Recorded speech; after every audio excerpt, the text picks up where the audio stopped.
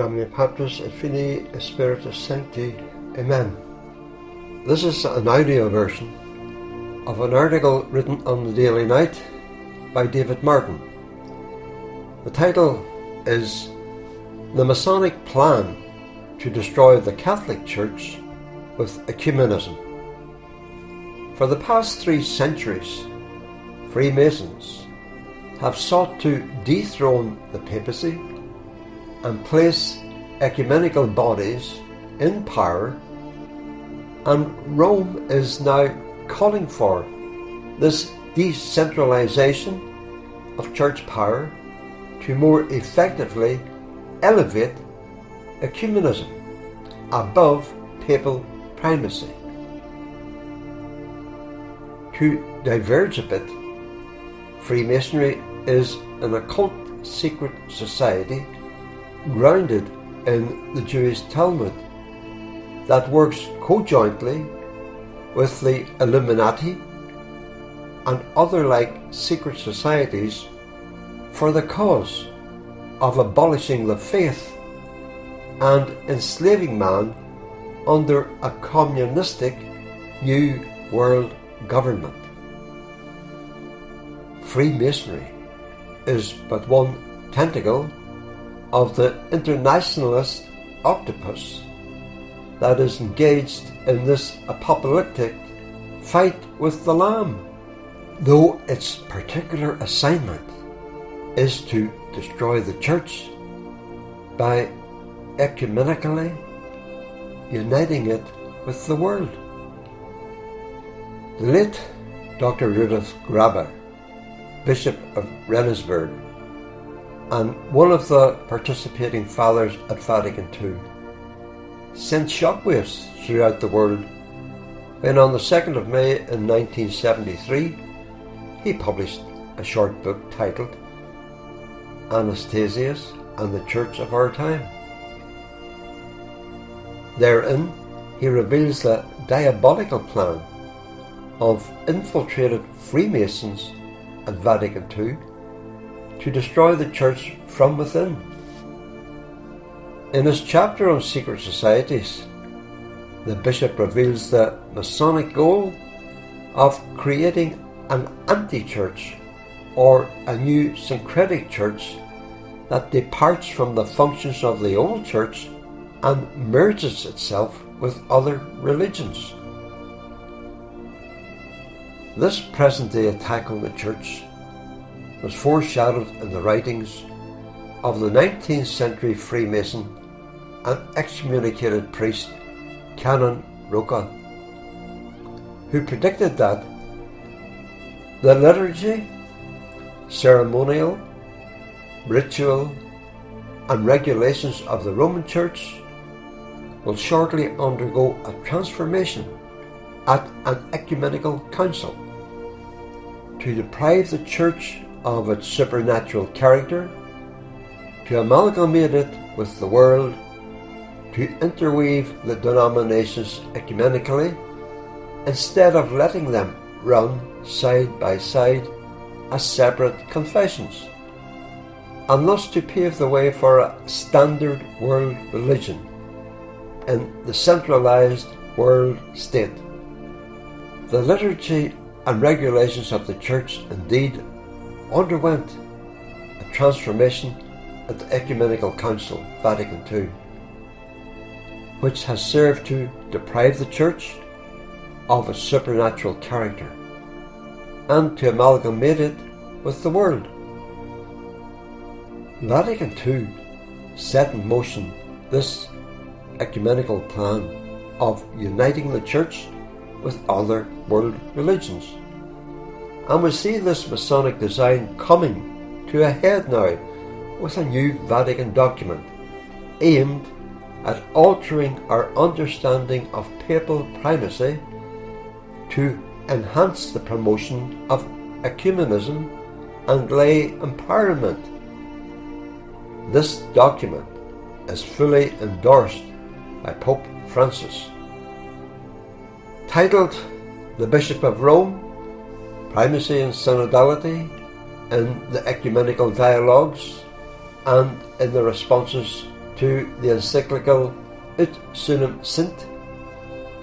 The document was drawn up by the Vatican Dicastery for the Promotion of Christian Unity, with several Protestant theologians serving as contributing authors.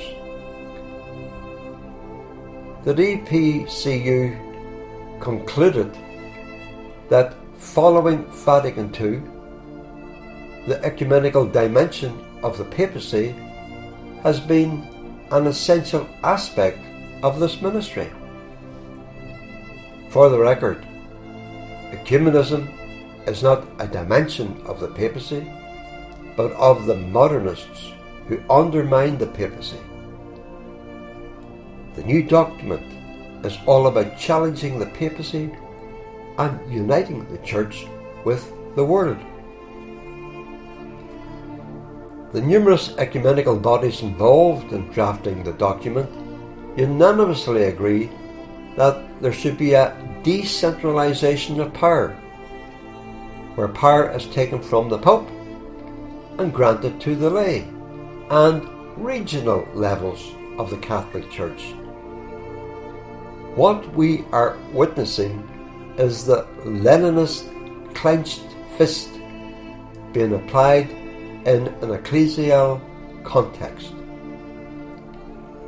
Perhaps the most incriminating part of the DPCU draft is the express plan to reinterpret or reassess Pastor Aeternus, the dogmatic constitution of the First Vatican Council that outlines the primacy and infallibility of the Pope. Pastor Aeternus reads, "We teach and declare that, according to the gospel evidence, a primacy of jurisdiction over the whole Church of God was immediately and directly promised to the blessed Apostle Peter and conferred on him by Christ the Lord. Therefore, whoever succeeds to the chair of Peter obtains by the institution of Christ himself the primacy of Peter over the whole Church." A Vatican statement of July 2020 said that the teachings on the Pope's primacy and infallibility were approved at Vatican I. This is an insidious lie. This teaching was already approved and adhered to since the time of Christ.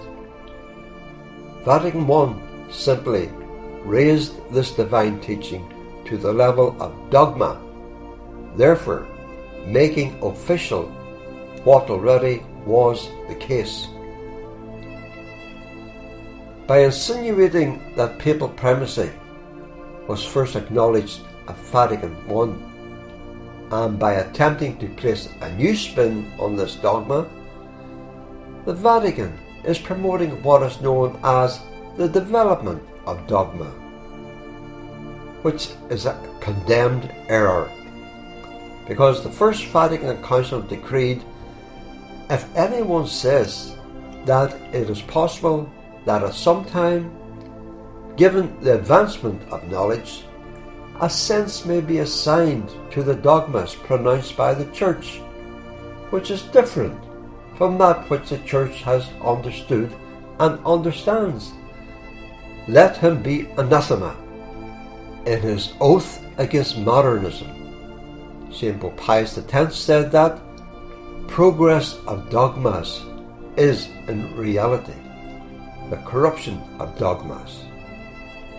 I absolutely reject the heretical doctrine of the evolution of dogma as passing from one meaning to another and different from the sense in which the Church originally held it. Hence, for a Pope to officially endorse the reinterpretation of dogma constitutes a denial of dogma, which is formal heresy. which, according to St. Francis de Sales, to St. Robert Bellarmine, and other church doctors, results in a pope losing his papacy, if he ever had it. While Vatican leaders today are entertaining dialogue with the Freemasons, they should know that high Freemasons above the 29th degree worship Satan and refer to themselves as Luciferians. Any doubts concerning this are instantly dispelled by reading the following testimony of Albert Pike, the American High Priest of Freemasonry, who was elected in 1859 as Sovereign Grand Commander of the Southern Supreme Council, ancient and accepted Scottish rite, and who later became Provincial Grand Master of the Grand Lodge of the Royal Order of Scotland in the United States. He addressed fellow inmates with the following: "To the crowd we must say, we worship a God, but it is the God one adores without superstition. To you, Sovereign Grand Inspectors, we say this, that you may repeat it to the brethren of the 32nd, 31st, and 30th degrees. All of us, initiates of the high degrees, should maintain the Masonic religion in the purity of the Luciferian doctrine.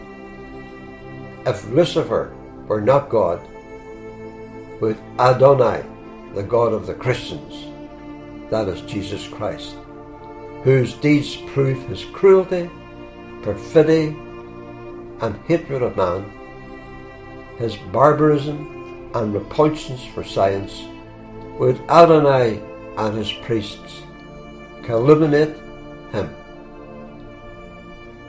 Yes, Lucifer is God, and unfortunately Adonai is also God. Religious philosophy in its purest and truth consists in the belief in Lucifer, the equal of Adonai.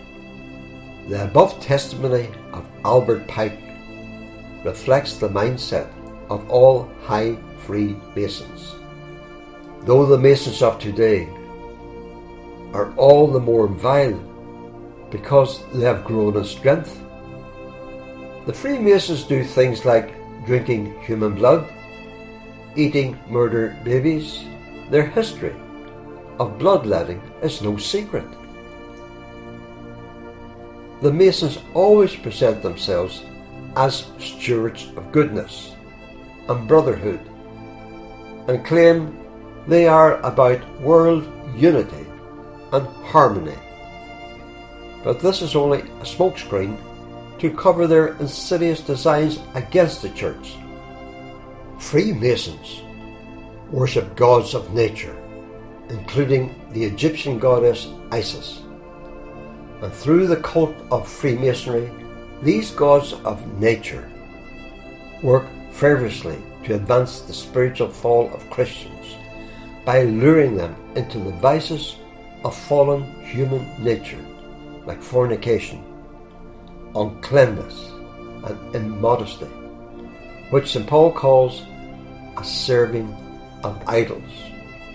Accordingly, the Freemasons are vehemently bent on warring against the spiritual virtues of love, joy, peace, patience, kindness, goodness, trustfulness, gentleness, and self-control.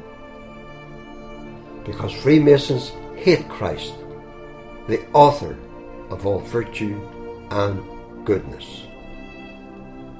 Why then is Rome today adopting the Masonic plan of Ecumenism as the key part of its ministry? Thank you for listening.